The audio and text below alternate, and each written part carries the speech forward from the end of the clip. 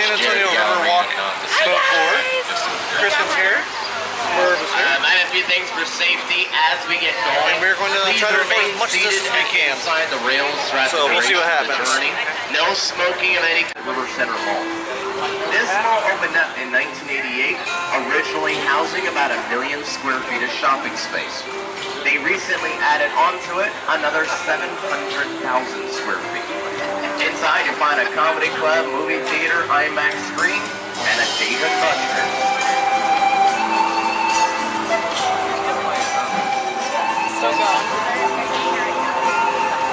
That's our tour guide.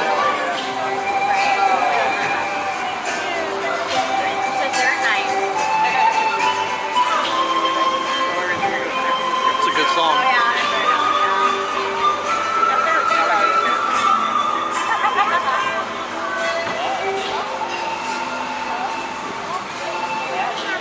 Now the band that's playing is known as the Indian Fusion Band. Anywhere from 1 to 5 guys come out here and play any given day. They like playing a lot of songs from Broadway, hymns, and even movie scores. It's actually fun to come out here when it's cold outside because they like to play a little prank on the boats. They start playing the Titanic theme song. Never had an iceberg on the river. Last time it actually snowed directly in San Antonio was 1985. Same year my parents moved down here from Chicago, get away from the snow. 3 days it snowed 13 inches. Hasn't done that since in downtown. Great place to relax and listen to some music. And take a look at this tree right above. You might notice some fruit growing on it. They won't be ready for picking until fall. It's a lemon tree. It can actually put off lemons the size of a softball. They're huge. They're pretty good too. Margaritaville's about to open up here soon. Maybe they'll start using it.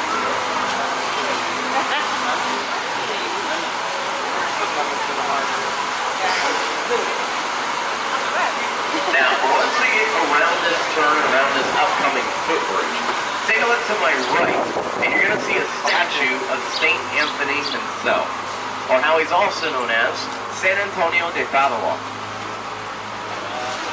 This statue was a gift from Portugal for the 1968 Hemisphere World's Fair. He's a father of lost things, and of course, what the river and the city are named after.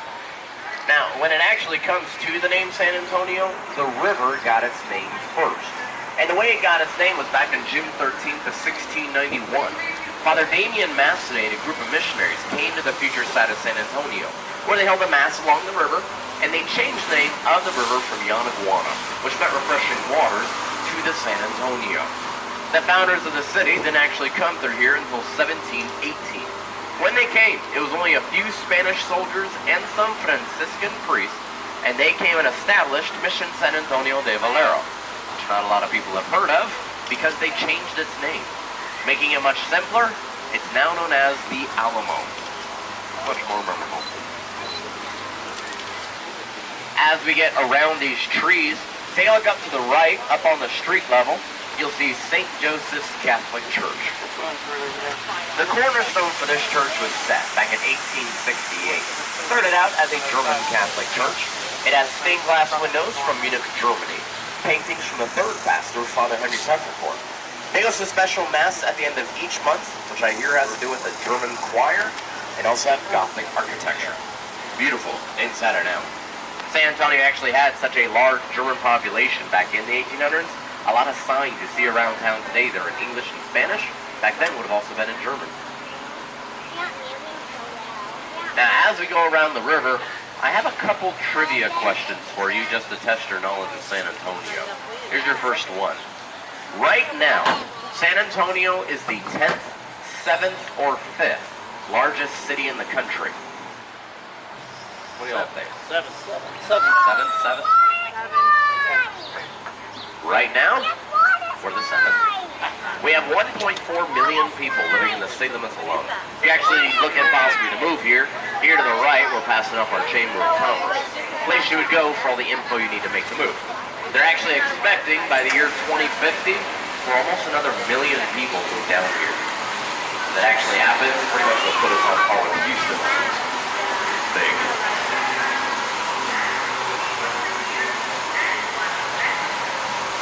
Now, coming up to this T right here, we're going to be taking a left, and once we get around this turn, take a look straight ahead of us, up over Mark see the Hilton Palacio del Rio Hotel. The name implies a palace on the river, and for good reason too, because this hotel is in the Guinness Book of World Records for being the fastest modular built building. It only took them 202 working days to build it. The way they built it is they built the first 4 floors along with the elevator shafts right here on location. While they were building that, they were building the rooms individually 8 miles south at HB Zachary's headquarters. They brought the rooms over here on flatbed trucks, fully furnished, and the beds fully made. Dressers, cabinets, mirrors, paintings, lights, all bolted to the floors, walls, and ceilings, and even the towels on the towel racks. They literally played a giant game of Legos, stacking the rooms one on top of the other. Once they had them up there, all they needed was the electricity and the plumbing hooked up. 8 months, you had yourself a hotel. It opened up just a couple days shy of the 68 World's Fair, but before it had opened up, it was already sold out. 500-room hotel. And if all that's not already unbelievable, here's the kicker. The first person to check into their room was H.B. Zachary and his wife. They both got on top of their room, here on the street level, and the crane lifted them all the way up into position on the top floor of the room. If you don't believe me, you can go check it out on YouTube for yourself and watch them build the whole building.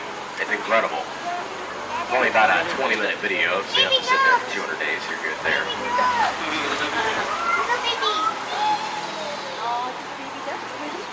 Now, straight ahead of us, this entire corner ahead is known as La Villita. It was a little village for Spanish soldiers' homes back in the 1700s. During the mid-1800s, the 2 houses here on the corner, they became German settlement. Today, it's an artisan community where they have shops and restaurants. Here at the base of La Villita is the Arneson River Theater. This was built when they built the Riverwalk, and some of y'all might recognize it from a movie called Miss Congeniality, starring Sandra Bullock. They filmed one of the pageant events here. It can sit up to 800 people to the left. And to the right, in the backdrop of the stage, are those 5 bronze bells, which all represent the 5 missions in San Antonio. There's entertainment here all throughout the year, and even sometimes you'll find weddings here too. Pretty. First time we did this tour. Now, as we go around the river, you'll notice a lot of these beautiful waterfalls that we have, like here to the right. These actually aren't just for looks. Because in downtown, the river flows very slowly, they use the waterfalls to help aerate the water because of the fish that are here. Catfish, bass, long-eared sunfish, and even crawfish. You're able to fish anywhere south of downtown, just not in the downtown area itself. Also, coming up here to the right, we have the 3-ton bronze sculpture of the cattle tribe, called Coming Home to the Briscoe, brought in for the Briscoe Western Art Museum behind it. Originally, this building was the first location for the San Antonio Public Library, from 1930 to 1968. Today it's home to saddles, sculptures, and even an interactive diorama of the Battle of the Alamo. Good place to go if you're interested in Texas history or culture. And if you're here tomorrow, they actually have free admission after 4 o'clock. Coming up right here, we have one of the oldest iron bridges in San Antonio. Built back in the 1890s, it originates from Berlin, Connecticut. Berlin, Connecticut. We actually like to nickname it Lose Your Head Bridge, because when you come under here wrong, like me, not paying attention, it would hurt a lot. I haven't hit my head on any of the bridges down here, so I'm doing good. When we have our parades, they actually put padding all over it, because people hit their head on it all the time. Luckily, we have a hospital on the river, so. Now, right here to the right, you'll see this iron sculpture called Father Massenet's Table. It was placed there back in 1991, designed by Rolando Briseño, in honor of the mass where Father Massenet changed the name of the river to the San Antonio. The island that it's on is actually known as Marriage Island. They say they have over 200 weddings here all throughout the year. I like being a part of the wedding pictures. That part's fun. Get the whole boat involved, photobomb. Sometimes they want you to. Literally, they'll have 2 to 3 weddings there every other Saturday.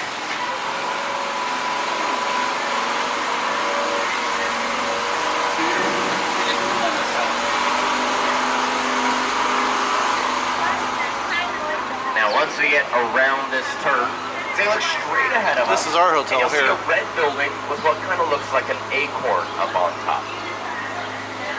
That is the Bexar County Courthouse. It opened up back in 1896 and is today one of the longest operating courthouses in Texas. And up here to the left, with the American flag up on top, we have the Tower Life building. Opened up back in 1929. You'll see the gargoyles sticking out way up there. It's a neo-Gothic architecture, complete with gargoyles, Gothic window trim. If you take a look underneath the second floor windows, right above those trees, you'll see these creepy-looking faces. These are called grotesques. Rightfully so, in my opinion. See them right underneath the second floor windows above the trees? If you notice the pattern to them, a lot of the older drivers on the river tell me these faces have to do with marriage. They like pointing out the guy screaming. Less creepy than the faces, over here to the right is the Homewood Suites Hotel, which opened up back in 1995, but the building originally was the San Antonio Drug Company between 1919 and 1963. Kind of goes to show the adaptive use of all the buildings here in town, too. And if you like taking pictures, once we get out on the other side of this bridge, take a look back behind us, back at the Tower Life building. Get a pretty good photo of it from here. I think the flag is blowing almost perfect. Yeah. Hurry, take the picture. I can't hold this pose for long. You know the movie Ghostbusters? This building has nothing to do with it. I'm actually kidding. They say one of the writers for the movie used this building as inspiration. It's why it looks so much like the building from the movie. Now, here to the right, we have the International Center. Second location for the public library between 1968 and 98. It's now business offices, and right down here in its basement, we have one of two operating boat marinas on the river. And if you take a look at the walls coming up here to the right and left, just before the archway, you'll see the metal scrapings of Floodgate 4. It works as the drawbridge gate rising up out from underneath the water. There's lights on both sides of this archway that just let us know that the gate is completely submerged in the water, safe for us to cross over. From here, if you want to follow the flow of the river, come out of here and take a left. Go 138 miles southeast and you'll hit the Guadalupe River. If you followed it another 10 miles, you'll come to the Gulf of Mexico. Now, as much as I would love to take you to the Bahamas right now, we can't. And the reason is, once you get past the second bridge back there, there's Floodgate 5. It's a 15-foot waterfall. Hence why we go this way. This is our flood bypass channel that we're in. Deepest part of the river, built back in the late 1920s to straighten the river to help alleviate the flooding problem throughout downtown. Pretty much, it's the part of the river you don't want to be in if it begins to rain. If the river starts to rise too quickly, they have to drop Floodgate 5 to save all the shops and restaurants in downtown. And if they really have to, they can drop the river 4 feet in less than a minute. So you can imagine how fast the river starts flowing right here when that happens. Now, in 1924, when they went to go build this, they actually met some friction between Emily Edwards and Rita Maverick Green. They opposed the demolition of the old Market Street house that sat in the bypass channel before it was dug up. They lost their fight, but their organization, now called the San Antonio Conservation Society, has gone on to save many of San Antonio's other historic structures. And here to the right, this building opened up in 1929 as the Alamo Bank Company. Today it's the Drury Plaza Hotel, who donated all the sidewalk that you see. 611 feet of it, so there will be a continuous walking loop around the river. It's right across the river from Main Plaza, here to the left. First municipality in the state of Texas. Opened up back in 1731, right next to the oldest church in Texas, the San Fernando Cathedral. They host activities up there all throughout the week. And if any of y'all are still down here tomorrow night or even on the weekend, they show a movie on the cathedral, lighting it up like a light show. It's really neat. It's called San Antonio the Saga, and they have 3 showings of it at 9, 9:30, and 10 o'clock tomorrow night. Highly recommend it if you get the chance. It is really awesome. Now, before coming to San Antonio, did any of y'all actually believe this is a real river? Yes, no, maybe it has water. It is a real river. The reason why it's so small is because we're actually at the start of it. It begins 4 miles north of here, on the campus of the University of the Incarnate Word. On their campus is a spring that leads to an underground lake known as the Edwards Aquifer. It's actually the same lake that we get our drinking water from. In the downtown area, the natural flow of the river makes a horseshoe kind of bend, which we're turning back into right now. If you take a look above this green archway, you'll see the door to floodgate 3. Weighing 3 tons, it takes about 15 minutes to drop down, completely sealing off the riverbed.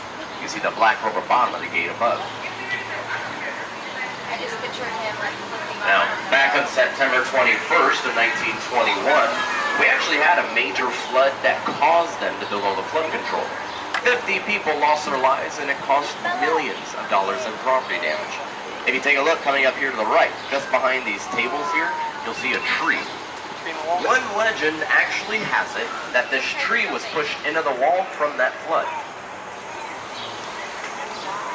If you'd like to get an idea of just how bad the flood really was, take a look at this building here on the left. Inside the windows, you'll see the chandeliers that are up there. The water level would have gone just beneath those chandeliers, 9 feet above street level. It was devastating. And to make it worse, this building opened up 2 months before the flood happened as our city public service building, our utility company. Irony. They bounced back and actually built 3 extra floors on top of it in 1927. In the 50s, became business offices, only become the Drury Inn and Suites Hotel in the 90s.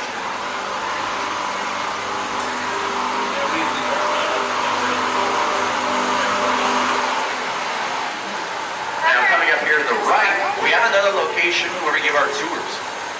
These start off right in front of the Aztec Theater. You'll see the mask that's up on top of the entranceway. Oh, wow. Originally opening up in 1926, it started out as a silent movie theater. The builders used the Indian motif to give it a larger-than-life experience to moviegoers of the time. Today it's fully sound-equipped, but the last Aztec-themed theater in Texas. There's a lot of comforts there nowadays.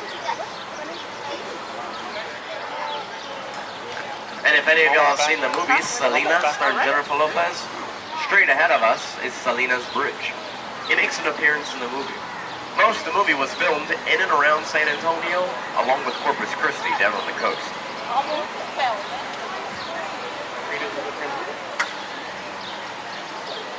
Now this beautiful building here to the left, originally opened up in 1853 as the St. Mary's School for Boys.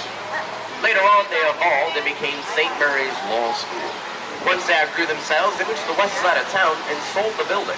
It was remodeled, opened up in 1968 as La Posada Hotel, only to change their name to the Omni La Mansion del Rio, the mansion on the river. Almost rightfully named that thing.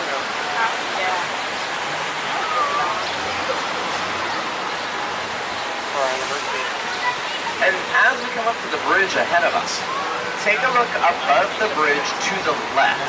You'll see that tan building that's up there. Take a good look at it, because once we get out on the other side of this bridge, you might notice something missing. It's an optical illusion, and it works best right when we come out from underneath the bridge, so make sure you're looking up high and to the left as we're coming out. If your back's against something over your left shoulder, you get the better view of it. Here we go, up high.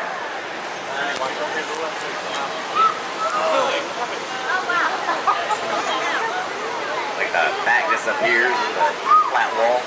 I never get tired of this. This is the Nix Hospital. It opened up back in 1930 as San Antonio's first full-service hospital, and it was the nation's first fully air-conditioned hospital. You can go there for anything from a Band-Aid to major surgery today. And somebody famous, a couple of y'all might recognize that was born there, was back in 1933. Carol Burnett was born right there. If you're not sure who that is, just go back and watch Annie. The redhead Annie from the 80s. She plays this Annie.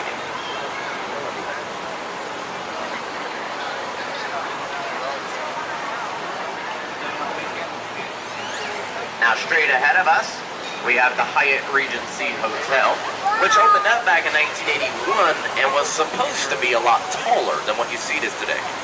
They had to make sure a shadow would not be cast upon the Alamo at sunset, so they had to limit the height of the building to what you see it is today.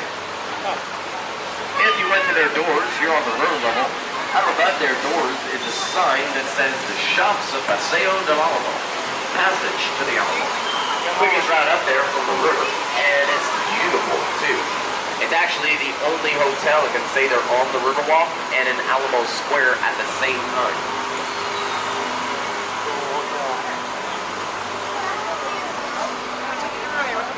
Up there to the front corner right of the boat, we have the Casino Club building. And no, it is not a casino or a club.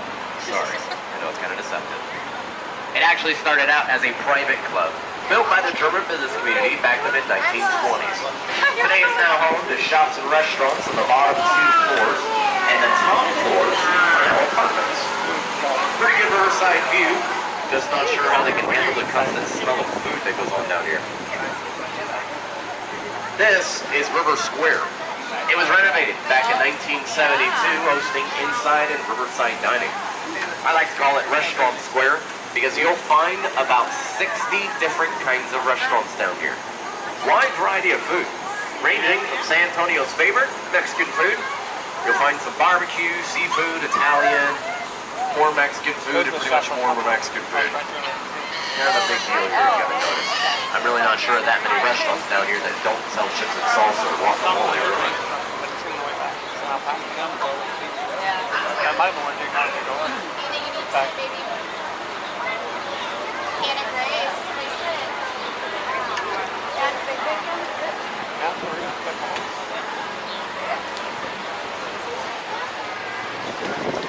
Now, coming up here to the right, we have the Clifford Building. Right underneath that circular balcony on the edge is where Robert Hugman, the concept architect of the Riverwalk, placed his office when the river was completed. You can see a bust of him coming up right here at the stairs. His proposed plan for the river was approved by the city back in 1929, but due to the stock market crash, the Riverwalk wasn't built from 1939 to 41. He then moved his office down here to entice businesses to come down here with him, saying the Riverwalk was safe for business. But he was down here all alone for 5 years, up until 1946 when a restaurant finally opened up on the river, here to the right, named Casa Rio. They're the ones that pioneered most of the activities that go on along the river to this day. Everything ranging from dining riverside to the river boats themselves, it all began with them. When they actually started off with the boats in the 50s, they had gondolas. I'd love to go back to it.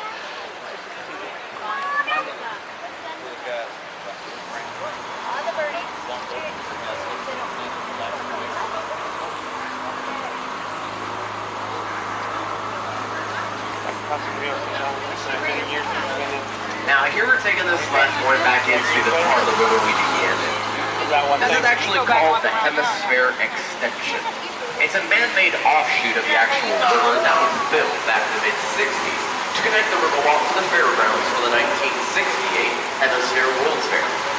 Today, it transports from the riverbed to the convention center and where we started off at River Center Mall.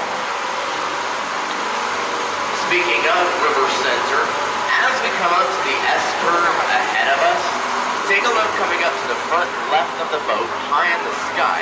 You'll see the Marriott River Center Hotel with the 2 peaks up on top. Right where this hotel sits, back in 1985, there was another hotel that sat right there in its place, called the Fairmont Hotel.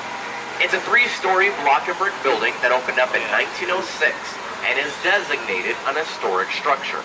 Due to its historical status, the builders of the Marriott couldn't destroy it. So what they did is they picked up the building and moved it. They jacked it up 4 feet off the ground, put it on dollies on air-filled tires, hooked it up to some trucks, and towed it along downtown 6 blocks to where it sits now back at South Alamo and Nueva Street. It took them 6 days to complete the move and was actually clocked at going less than a mile per hour the entire way. You can actually go on YouTube today and watch them move it and see how they did it. went into the record books as the largest structure moved through a municipality on air-filled tires at the time. Hey, real quick, take a look here through the clearing to the right. You'll see the Tower of the Americas with the red and white antenna up on top. This was the centerpiece of the 68 World's Fair. It stands 64 stories tall, 750 feet up to the antenna. The house is 700 tons, has a revolving restaurant and an observation deck. 3 elevators take you up there, and if any of y'all are up to the challenge, by all means, go ahead and do it. Other people do. They run up and down the stairs. 952 steps. This is actually the second tallest freestanding observational tower in the country. Care to guess what number 1 is? Needle. Seattle. Space Needle. Space Needle. Space Needle Seattle, number 1 choice, but they come in at number 3. They're at 605 feet. I'll give you a hint. It's in the desert. In Las Vegas, we have the Stratosphere Tower. 1,149 feet in the sky. They're huge. They got the rides and roller coasters on top. Bungee jump off of it. I'd rather run up and down the building.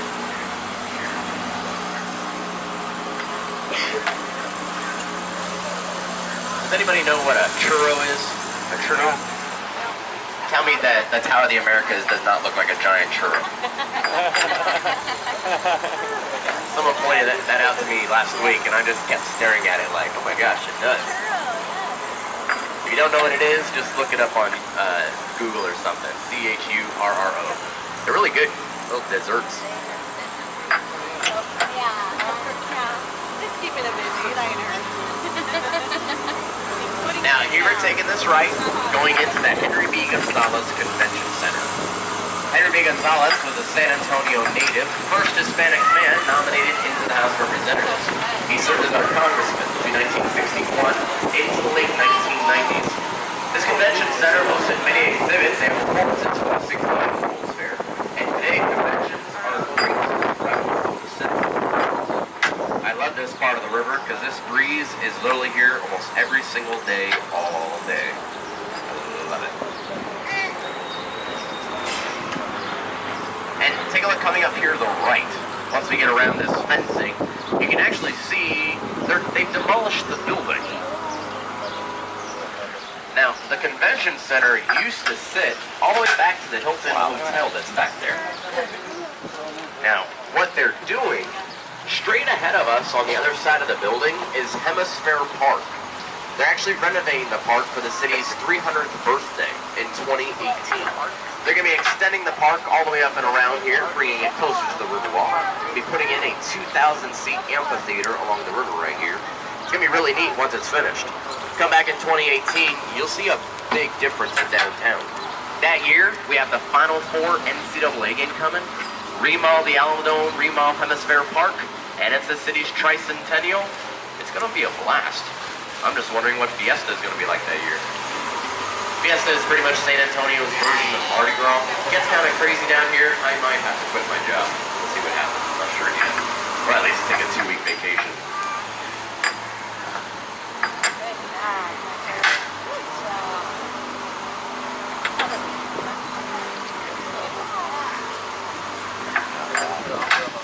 Now, as we get around this lagoon, please make sure everything is inside the blue rails.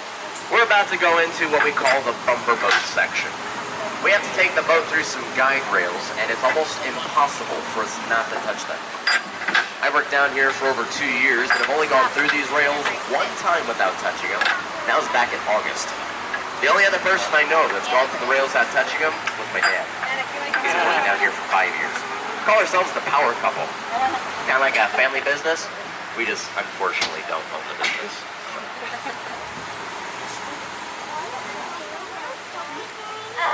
Alright, here we go.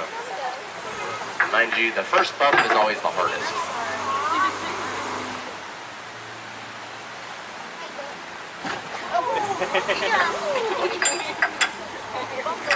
I hit it. Let's go back around and do it again.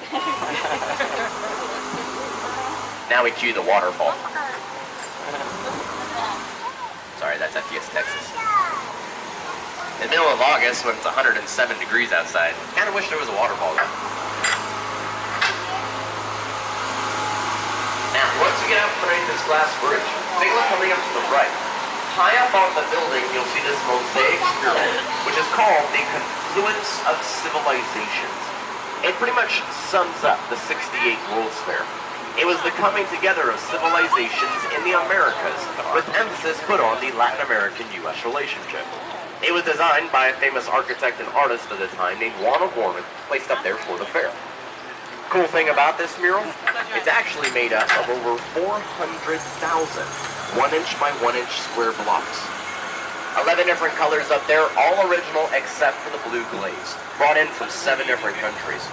The mural stands 110 feet in length, 22 feet high, and the building that showcases it is the Lila Cockrell Theater. Miss Lila Cockrell actually has one of the most distinguished histories with the city and the public service, one of which being she was the first female mayor of the city. Served as our mayor for 3 terms between the 70s and the 90s. Even today, in her young age of 93 years old, she still has a very powerful voice in the public sphere. She just recently retired 1 or 2 years ago.